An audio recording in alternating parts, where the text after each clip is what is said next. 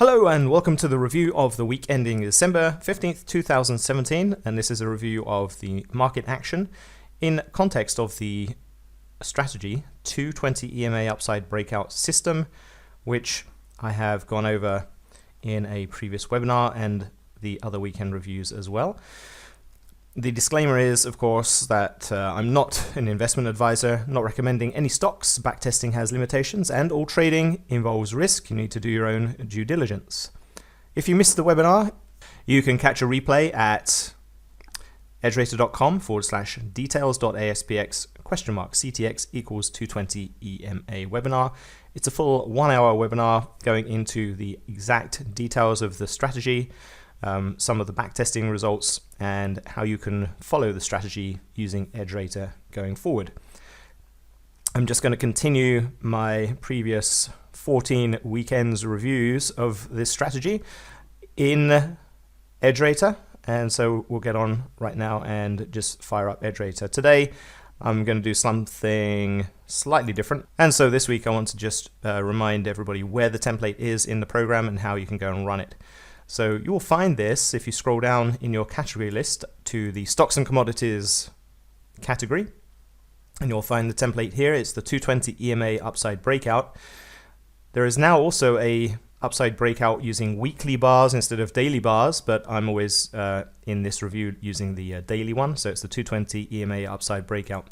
So if I select that, I'm always running against the list of CBOE weeklies. And I've got this updated as of 12/15/2017, end of day. And all I have to do is hit the run button. So as that goes ahead and runs, it's going to produce a report for me. And then the report is ordered in order of current open trades with the highest percentage gain.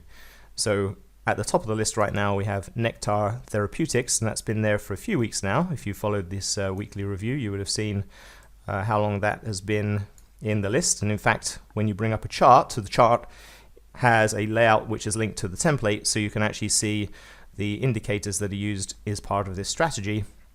And at the very lower subgraph, the blue line, when it goes to a 1 value, indicates when the trade actually entered.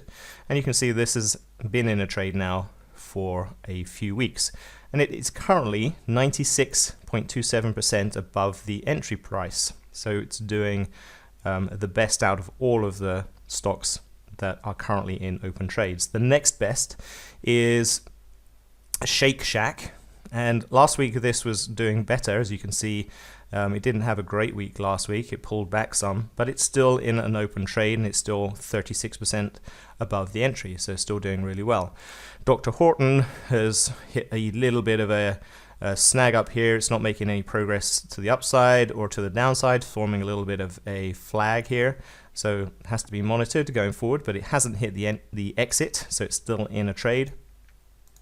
Teva Pharmaceuticals had a good week last week, and that is currently at 30% open trade. Valiant Pharmaceuticals, that had the previous weekend, last weekend, this actually had a very good week. As you can see, these 3 bars were part of that. But what has happened during the last week is that it's pulled back quite a lot. And so it's still up 28% since the entry, which is still pretty good. But last week was not great for this particular stock. But it has not hit the exit criteria on this strategy yet. So just going down through the list, you can see the kinds of stocks that this strategy is trying to keep you in. It's a trend trading strategy, so it's trying to keep you in trades for as long as possible so you can take advantage of longer runs. It will try and get you out of a trade fairly quickly if it's not working, and therefore you have more losing trades than winning trades, but these winning trades are much bigger percentage gains than the losing trades lose. So this is the list of open trades. You can see that there are quite some healthy gains in here.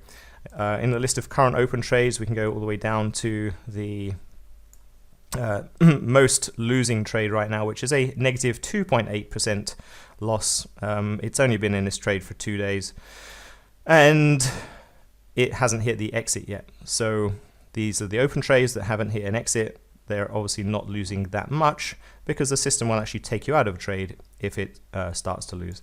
So in order to find the exited trades that are losing money that exited last week, what we do is scroll over to the prior trade set of columns, filter the exit date, and make sure we only look at trades that exited in December 15th, 14th, 13th, 12th, and 11th. So we've filtered this list now by trades that exited last week, and now if we go to the percent gain column, we can see this is the list of actual exited trades. So Tyson Foods exited last week for a total of a 12.75% gain since the entry, which was down here 10.30, and the exit was here at 12.14. The next biggest winning trade that exited last week is Decker's Outdoors. Deck is the symbol with a 6% gain. That was in a trade for 20 bars, it shows here. And so coming down the list, we don't have some of these stocks that are 90% or 30%. They didn't exit last week, they're still in open trades, but these were the trades that closed last week and not such high percentage gains. But we also get to see the losing trades here, and the biggest losing trade was a 10% loss. So still, and I actually had this scrolled down a little bit, so we didn't see Canada Goose. Canada Goose did exit last week at a 21% gain. So that was in a trade for 27 days, and quite a nice gain in there. So 21% in Canada Goose, that was the best closed trade last week, and then the next best was Tyson Foods at 12%. Now if we go down to the losing trades last week, we have a 10% loser with Dillard's. We have a 7% loss in CSX Corporation, and this actually gapped down through the stop, so the exit price ended up being down here at 52.01. You can see the exit price in this column. 52.04 is the exact price, even though that day it did make a little bit of a recovery from the open. The system will actually report on the price of the open when it gaps through the stop. So this is the list of all of the trades essentially that were closed last week, and now I'm just going back up through the losing trades. So you can see there's more losing trades here than winning trades. The losses are generally small. You occasionally get these larger losses, and sometimes that's because of a gap. Sometimes it's because the entry was way above the exit price, which is the 20 EMA, and that just happens sometimes in the system. But as we go up through the list, you can see we have some winning trades, and the biggest winner at 21%. These are the things that you want to keep in or get in, and obviously that's where the money is made in this trading system. But in general, I would say that what this system gives you is a pool of stocks that if you're going to be buying the stock itself or trading options, this is a pool of stocks that have that are generally good to select from, rather than selecting from a random list. And you can follow them using this template on a daily basis. So it's a very useful template. You can't actually, it's impractical to take every single trade that comes along, but that's really not the idea here. And what I'll do here is quickly now show how you can see the trades that are entering on Friday. So Friday was our last trading day, and what I will do is just go over to the first set of columns and look for entered today. And this is how you can see if you're running intraday and you're hooked up to your intraday Thinkorswim, and you're getting real-time prices from Thinkorswim, which you can do with the template and with EdgeRater.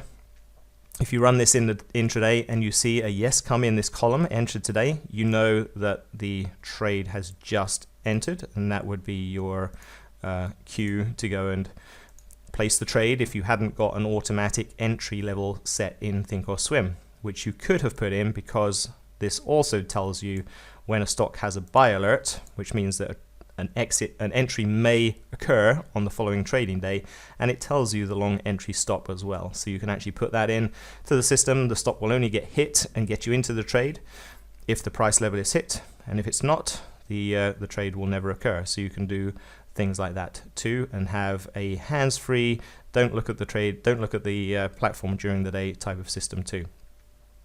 So that's it for this week, and I will report again next week, which is just the week before Christmas. Christmas is on the Monday, so I will try and do a report on the weekend before the Monday.